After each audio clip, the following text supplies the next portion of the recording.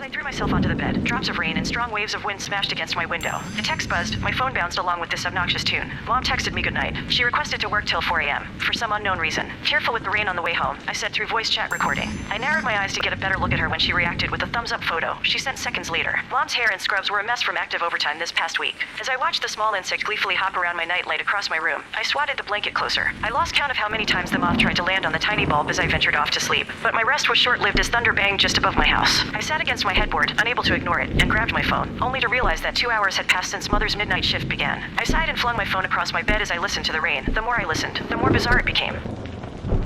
Someone had tapped on my window as I turned to look toward it. I listened closer and held my breath, reasoning with myself that it's all in my imagination again. Last time I told my parents about it, Mom remained mute while Dad shrugged it off and placed the blame on my skinny cat who play on the second floor roof, although he recently died just over a week ago. Heavy footsteps and unnatural knocks outside my window have always been a nighttime terror that keeps me awake. Absolutely no one seems to believe me. For weeks and months, I've been plagued because of this thing, waiting for God knows what. The dim light of my phone strained my vision, taking a few seconds to fully focus. I pressed the screen to call Mom but was sent straight to voicemail. I hear it again. It's outside my window. Could you please call me back? I said quietly. I gripped my phone close, the screen cold to the touch from the coldness of my room. Dread hung to me as the sound of its movements grew. The muted rain and thunder couldn't compete with the ear-splitting sound of these heavy footsteps. The clock above the nightlight ticked on as I waited for the huge hand to strike 4 until Mom returned. I didn't dare move, with fear of this unknown creature to overhear the creaks and cracks of the oldest hand-me-down bed frame known to man.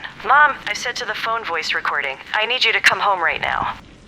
I spun around to focus my gaze back into the semi-darkness of my room. I curled up into a ball and clenched my ruffled red hair that tangled like yarn onto my fingers. I'm alone in my room, and it's all an outcome of my imagination. However, the more I attempted to ignore the sounds, the louder they became. I eventually caved and listened to the rhythm of its movement. Each night visit had followed the same pattern. It begins with knock, followed with those stressful dense steps outside my bedroom window that grew closer and closer. I flung my blanket away with one objective in mind. I called Mom again, but each second that calm ringtone went off reinforced my idea that she was too busy to check on her only child. The only way they'd come to believe me was to uncover this thing on my own.